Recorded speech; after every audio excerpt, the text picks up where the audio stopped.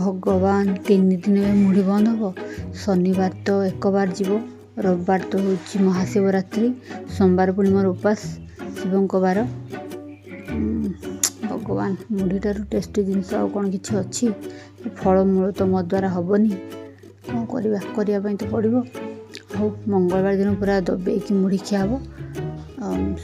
ଆଉ ବୁଧବାର ଅଛି, ସେଦିନ ତ ମଟନ୍ ବାରି, ସେଇଦିନ ମାଂସ ସହିତ ମୁଢ଼ିର ସବୁ କଟା ଗୁଡ଼ାକ ପୂରଣ କରିଦେବା। ଆଉ ଫାଇନାଲି ଆଜି ମଙ୍ଗଳବାର ପହଞ୍ଚିଗଲା।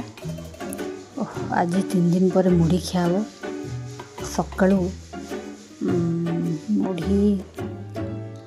ମୁଢ଼ି ସହିତ ତରକାରୀ, ଆଳୁ କଷା ଆଉ ମିକ୍ସଚର, ନହେଲେ ବୁଧିଆ ପାଖରେ ଟିକେ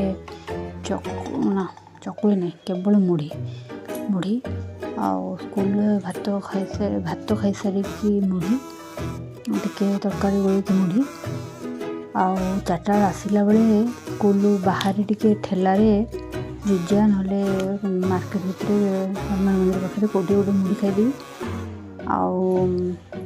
ଆଉ ସନ୍ଧ୍ୟାରେ ଆଉ କିଛି ରୋଷେଇବାସ ନାହିଁ, ସନ୍ଧ୍ୟାବେଳେ ସିଧା ମୁଢ଼ି ଆଉ ଦିନବେଳେ ଯାହା ତରକାରୀ ଥିବ ମୁଢ଼ି ତରକାରୀ ଗୋଳେଇକି ପିଆଜ ସୋରିଷ ତେଲ ଦେଇକି ଗୋଳେଇକି ଖିଆ ହେବ। ଆଉ